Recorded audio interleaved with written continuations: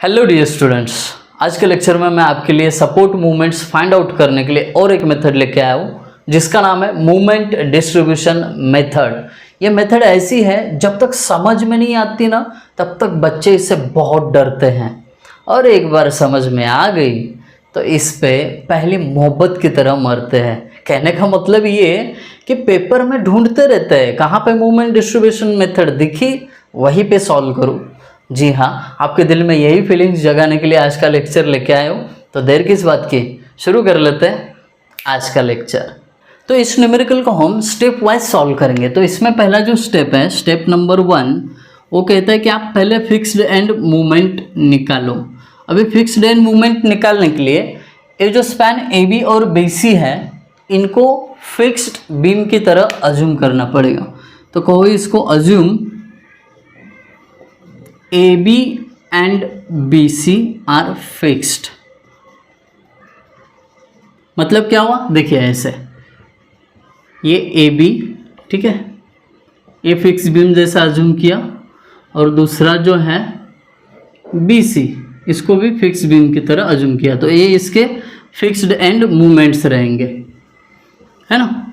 तो इनके फॉर्मूलेज दिए हैं फिक्स्ड एंड मूवमेंट के, साइड में चार्ट जो शो कर रहा है वो इसके फॉर्मूलेज हैं।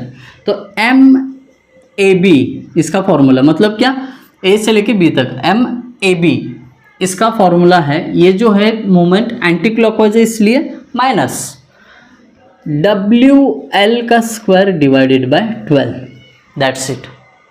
ये AB के लिए है। अब W की वैल्यू कितनी है 10 इंटू L की वैल्यू 5 उसका स्क्वायर डिवाइडेड बाय 12। तो MAB आपके पास रहेगा, इसको कैलकुलेट कर लेते हैं। 10 इंटू 5 का square divided by 12, 20.83 kilo newton metre MAB मिल गया। जैसे MAB निकला वैसे MBA भी निकालना पड़ेगा। MBA इज इक्वल टू, अभी ये देखिए ये क्लॉकवाइज है, ये क्लॉकवाइज है, तो ये क्या हो जाएगा, प्लस आ जाएगा। फॉर्मूला वही, क्योंकि UDL ही है ना उसके ऊपर, WL square by 12, that's it. ये फिक्स्ड एंड मूवमेंट का ही फॉर्मूला है, याद रखना। आप बोलोगे कि सर यहाँ पे 8 लेना चाहिए था, वो मैक्सिमम बेंडिंग मूवमेंट फ्री थी तब, अब ये फिक्स्ड है इसलिए 12।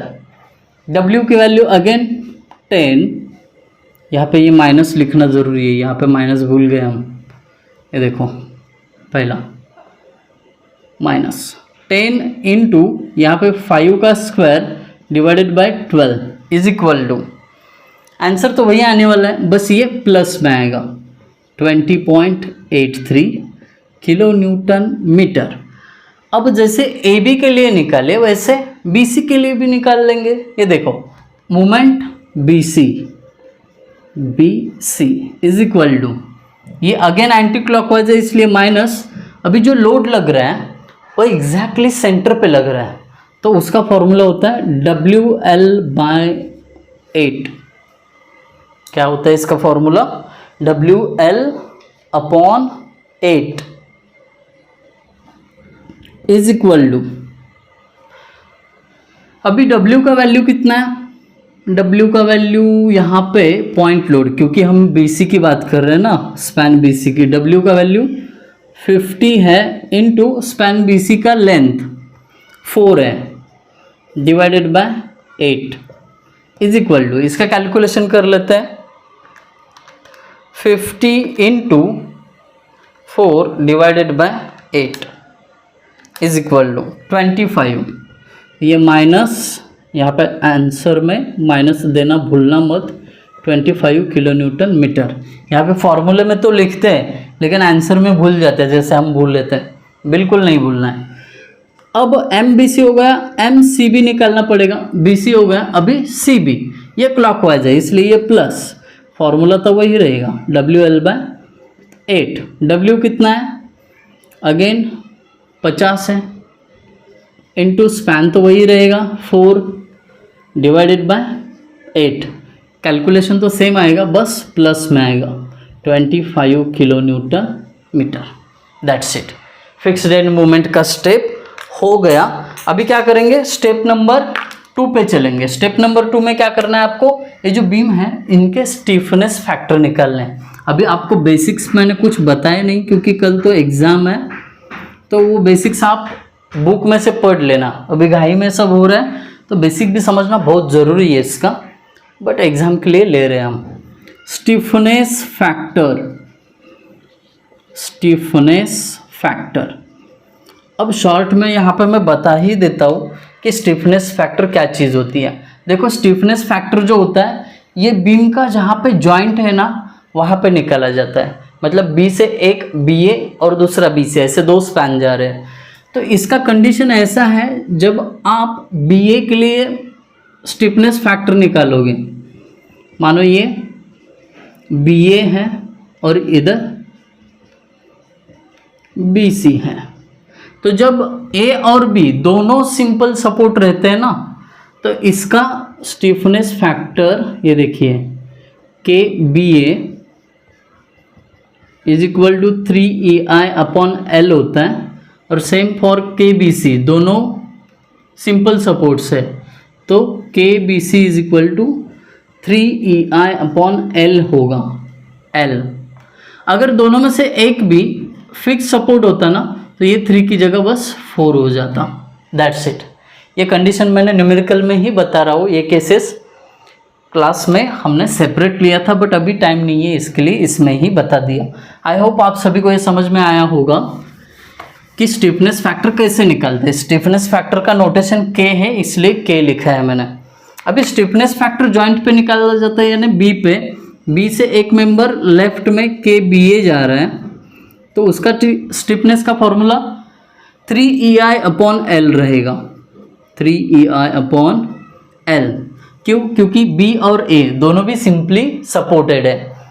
3E इंटू, बट I का वैल्यू इधर 2I दिया है, यहाँ पे ध्यान देना।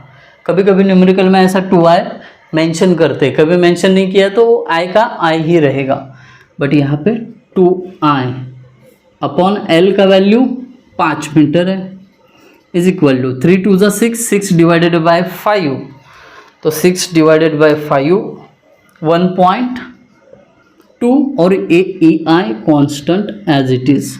दैट्स इट, हो गया। अभी इसके बाद सेम जैसे KBA के लिए निकाला वैसे KBC के लिए भी निकाल लेते हैं। चलो निकाल लेंगे। KBC is equal to BB और CB दोनों भी सिंपल सपोर्ट है, तो हम अगेन 3EI/L इस फॉर्मूले के लिए जाएंगे। 3E, अभी देखो स्पैन BC के लिए I का वैल्यू I है, तो यहाँ पे कोई बदलाव नहीं होगा, as it is I divided by L, यानी स्पैन 4 मीटर है, तो 3 डिवाइडेड बाय 4 यानी 0.75, ये EI constant as it is. अब ये दोनों को अगर ऐड करता हूँ तो समेशन ऑफ K, ये दोनों को ऐड करके यहाँ पे दोनों के एडिशन लिखना है। 1.2 प्लस 0.75, इसका आंसर आता है 1.95, और ये constant as it is EI। ये क्यों निकला? क्योंकि ये नेक्स्ट स्टेप में हमें चाहिए रहेगा। अभी स्टेप 2 तो हो गया अपना, अभी क्या करेंगे, स्टेप 3 पे जाएंगे। स्टेप 3 कहता है कि आप डिस्ट्रीब्यूशन फैक्टर निकालो। डिस्ट्रीब्यूशन फैक्टर, अभी डिस्ट्रीब्यूशन फैक्टर क्या होता है, सीधा उसका फॉर्मूला लिख देता हूँ तो आप समझ जाओगे। डिस्ट्रीब्यूशन फैक्टर भी सेम, जॉइंट से जितने भी मेंबर जा रहे हैं उनके लिए निकाला जाता है। जॉइंट से 2 मेंबर जा रहे हैं, पहला BA, तो डिस्ट्रीब्यूशन फैक्टर के लिए सिंपली DF लिखो और सफिक्स में BA इज इक्वल टू, इसका फॉर्मूला है KBA/समेशन ऑफ K। इतना सिंपल है। BA का डिस्ट्रीब्यूशन फैक्टर इसलिए KBA, दैट्स इट। KBA का वैल्यू कितना है, 1.2 EI upon summation of K 1.95 EI is equal to, ये देखिए 1.2 डिवाइडेड बाय 1.95, तो पहला डिस्ट्रीब्यूशन फैक्टर आ गया 0.62, 6 2, एक्चुअली ये 6 1 5 ऐसा था, बट 5 को कट करके मैंने 2 कर दिया इधर, दैट्स इट। अभी डिस्ट्रीब्यूशन फैक्टर फॉर BC यहाँ पे बैठ सकता है, ठीक है। डिस्ट्रीब्यूशन फैक्टर फॉर BC, अभी ये समझ लो जगह का थोड़ा कमी है, यहाँ पे मैं ख़त्म करना चाहता हूँ, तो वहाँ से टेबल शुरू कर लूँगा। क्या फॉर्मूला रहेगा? हाँ बच्चों सही सोच रहे हो, KBC divided by summation of K। KBC कितना है? 0.75 डिवाइडेड बाय ये टोटल 1.95, ये कॉमन में EI लिख देता हूँ, तो इसका कैलकुलेशन कितना हो जाएगा? 0.75 divided by 1.95 is equal to 0.38। तो ये डिस्ट्रीब्यूशन फैक्टर भी हमें मिल गए। अब इसके बाद करेंगे स्टेप नंबर 4, जो बहुत इंपॉर्टेंट है। स्टेप नंबर 4 करने से पहले यहाँ पे थोड़ी जगह बना देते हैं, अब आपको आएगा मज़ा। स्टेप नंबर 4, ये एक बार समझ में आ गई ना, तो आप लोग कभी भी किसी भी तरीके के न्यूमेरिकल सॉल्व कर सकते हो। पहला जॉइंट, एक मेथड बनाना है। एक मिनट, यहाँ पे स्टेप नंबर 4 प्रॉपरली डाल देता हूँ। स्टेप 4 क्या है? Distribution table. Distribution, movement distribution होता है एक्चुअली, वो मूवमेंट डिस्ट्रीब्यूशन टेबल। अभी समय की कमी और जगह की कमी के कारण डिस्ट्रीब्यूशन टेबल मैंने लिख दिया। तो ये टेबल कैसे बनता है? सबसे पहले हम लिखते हैं जॉइंट, उसके बाद लिखते हैं मेंबर। तो इसमें क्या क्या आएगा जॉइंट में? ABC, जितने जितने पॉइंट है उनके नाम लिख देना। ये देखो A, B और C। मेंबर कौन से? A से AB है, B से मेंबर 2 जा रहे हैं, एक लेफ्ट को एक राइट को, लेफ्ट को BA। हाँ, सबसे पहले जहाँ पे जॉइंट है ना, वहाँ पे एक वर्टिकल लाइन ड्रॉ करके रखो, क्योंकि उसका लेफ्ट उसका राइट हमें पता चलेगा। लेफ्ट में BA है मेंबर, राइट में है BC, और C पे जाओगे तो वहाँ पे एक मेंबर है CB। दैट्स इट, हो गया। अब उसके बाद लिखना होता है आपको डिस्ट्रीब्यूशन फैक्टर। क्या लिखना होता है? Distribution factor. तो डिस्ट्रीब्यूशन फैक्टर कितना है? 0.62, ये BA के लिए है, मतलब BA के नीचे लिखना पड़ेगा 0.62, और BC के लिए 0.38। यहाँ पे मज़े की बात ऐसी है कि डिस्ट्रीब्यूशन फैक्टर अगर आप लिख रहे हो तो ये दोनों का एडिशन 1 होना चाहिए, क्रॉस चेक मिल जाएगा आपको, दोनों की एडिशन हमेशा 1 होनी चाहिए। अब डिस्ट्रीब्यूशन फैक्टर भी लिख दिए, अब इसके नीचे आएगा फिक्स्ड एंड मूवमेंट, जो हमने निकाले हैं ना, उनका वैल्यू लिखना है। अब देखो सबसे पहले तो AB आता है, AB का वैल्यू -20.83, तो AB के नीचे -20.83। एकदम आराम से काम दिमाग से अगर ये न्यूमेरिकल करोगे ना, 6 मार्क्स कहीं नहीं गए हैं। देखो AB का लिखा, अब BA का प्लस 20.83। इसका साइन मत भूलना, ये चीज़ करना, साइन के साथ ही लिखना। BC के लिए -25, देखिए BC के नीचे फिक्स्ड एंड मूवमेंट -25, CB के लिए +25। दैट्स इट, हो गया। अब इसके बाद ये जो पॉइंट्स है इसको थोड़ा सा मैं सेपरेट कर लेता हूँ ताकि और अच्छा दिखे टेबल। ये होने के बाद पहला स्टेप होता है, देखिए जहाँ पे एंड पे, बात ध्यान से सुनना, एंड पे जहाँ पे अगर आपको सिंपल सपोर्ट दिखा तो वो सिंपल सपोर्ट को फटाक से रिलीज करना। पहली चीज़, सिंपल सपोर्ट जहाँ दिखे वो भी एंड पे होने ज़रूरी है, ये बात को याद रखना। एंड पे जहाँ पे आपको सिंपल सपोर्ट्स दिखे उनको रिलीज करना है। तो एंड पे कौन से पॉइंट है? A और C। तो यहाँ पे लिखो रिलीज A एंड C। इसका मतलब क्या? जो मूवमेंट A और C पे आ रहे हैं उनको रिलीज़ कर दो, क्योंकि वो सिंपल है बेचारे, सिंपल सपोर्ट है ना, रिलीज़ कर दो उनके ऊपर का मोमेंट। तो रिलीज़ करने का मेथड क्या है, जो आपका फिक्स्ड एंड मोमेंट है ना, उसको साइन चेंज करके बस उसी के नीचे लिखना इस रो में। यहाँ पे माइनस है तो यहाँ पे प्लस 20.83 होगा, तो ए रिलीज़ होगा। फिर उसके बाद सी को रिलीज़ कर दे, प्लस 25 था, उसके नीचे माइनस 25 लिखा, दैट्स इट।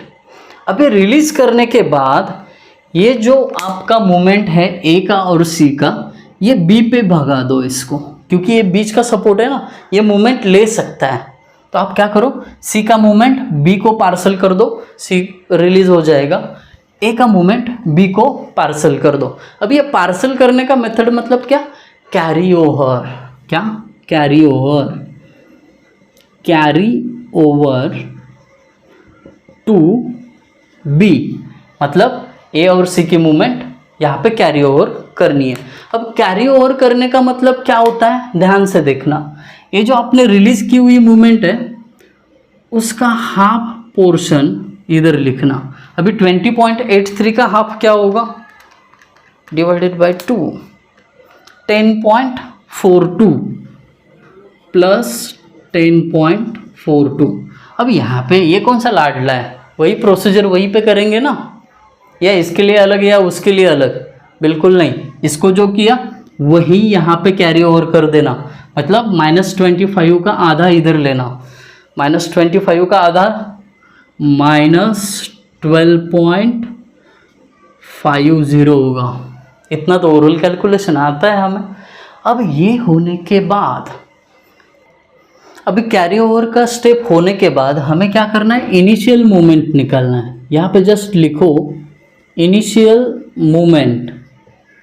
अब इनिशियल मोमेंट मतलब क्या होता है, मैं समझा देता हूँ आपको, इसके नीचे लाइन ड्रॉ कर दो। इनिशियल मोमेंट मतलब होता है फिक्स्ड एंड मोमेंट से नीचे सबका एडिशन करना। ये कौन से केस के लिए बता रहा हूँ, जब बोथ एंड सिंपली सपोर्टेड रहेंगे तब। तो क्या करेंगे, ये दोनों को ऐड किया तो ये देखिए ए माइनस ए प्लस, यानी ये दोनों का एडिशन 0 हो जाएगा। ये दोनों को ऐड करते हैं, 20.83 प्लस 10.42, इसका आंसर रहेगा 31.25 प्लस, ठीक है, इसको विथ साइन ही लिखना। ये दोनों का एडिशन करो तो इनका addition -25 plus into minus minus 12.50, ये 37.5 माइनस 37.5। ये दोनों का एडिशन देखिए, फिक्स्ड एंड मूवमेंट के नीचे एडिशन करो, +25 -25 0 हो गया, दैट्स इट। अभी ये होने के बाद अभी हमें क्या करना है, बैलेंस करना है। कौन सा, बी को बैलेंस करना है, बैलेंस बी। अब ये बैलेंस करने की क्या ज़रूरत है, क्योंकि यहाँ पे देखिए ए और सी दोनों तरफ से क्या आ रही है, मोमेंट्स बी पे आ रही है। तो एक तरफ से थोड़ी ज़्यादा है, एक तरफ से कम है, तो बी का बैलेंस बिगड़ जाएगा ना। देखिए सिंपल चीज़ है, ये देखिए बी है ना, बी की जगह पे आप खुद को एक्सप्लेन करो या अज्यूम करो, एक कंधे पे आपके कम बोझ है, दूसरे पे ज़्यादा है, तो आपका बैलेंस बिगड़ जाएगा ना। वही बैलेंस अपने बी का हम थोड़ा सा ठीक करने जा रहे हैं।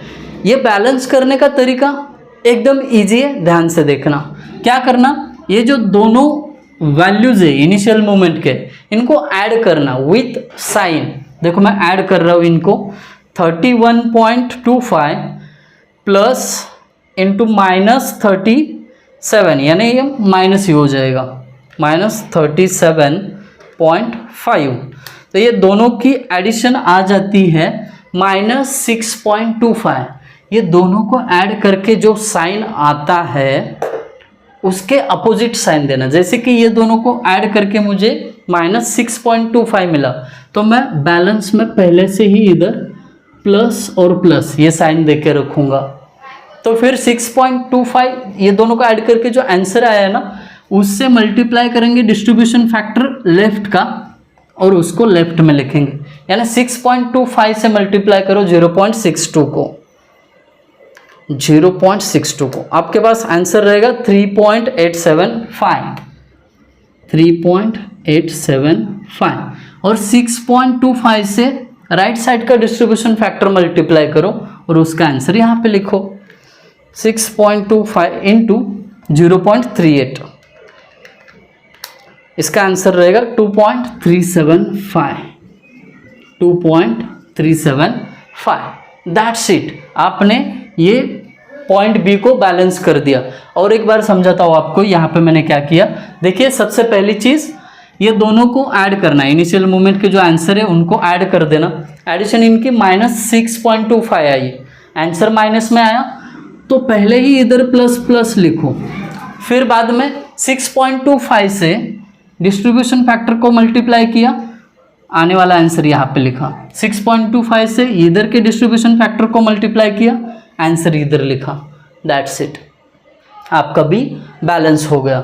अब इसके बाद लास्ट का स्टेप यानी फाइनल मूवमेंट। फाइनल मूवमेंट क्या करना है, किसके बाद, वो हमें समझ में आना चाहिए। किसके बाद मतलब कौन से स्टेप के बाद कौन सा स्टेप करना है, ये आपको समझ में आना चाहिए। अभी फाइनल मूवमेंट मतलब क्या, इनिशियल मूवमेंट से नीचे जो है उनका एडिशन। 0 यहाँ पे 0 रहेगा, ब्लू पेन से लिखता हूँ 0। फिर ये दोनों का एडिशन 31.25 प्लस ये 3.875, इनका एडिशन आता है 35.13, ये प्लस है, ये दोनों का एडिशन कर लो। ये माइनस है, ये प्लस है, दोनों का एडिशन कर लेना। -37.5 प्लस 2.375, तो इसका भी आंसर -3.13 आ रहा है। दोनों का आंसर एक बार सेम आ गया फाइनल मूवमेंट में, बी ए और बी सी का। ये समझ जाना कि आपका आंसर एकदम सही है, सही जा रहे हो एकदम। ये 0 0 दैट्स इट, ये हो गया। अभी लास्ट में मूवमेंट्स लिखते हैं। Support movement of A, movement at A 0, यहाँ पे देखिए मूवमेंट एट बी वैल्यू 35.13, बस इसके आगे ना किलो न्यूटन मीटर लिखना। और यहाँ पे मूवमेंट कैसी होगी, ऊपर की तरफ, यहाँ पे सपोर्ट है ना, तो ये बेंड ऊपर की तरफ होगा। इसके लिए इसको हॉगिंग नेचर का मूवमेंट बोलते हैं, HOGGING। और movement at last point C 0, that's it. यही मैं आपको समझाना चाहता था। बहुत अच्छे से समझ जाओ, इसको रिपीटेडली देख लो, 6 मार्क्स कहीं नहीं जाने चाहिए। Thank you guys for watching video, और कल के एग्जाम के लिए ऑल द बेस्ट।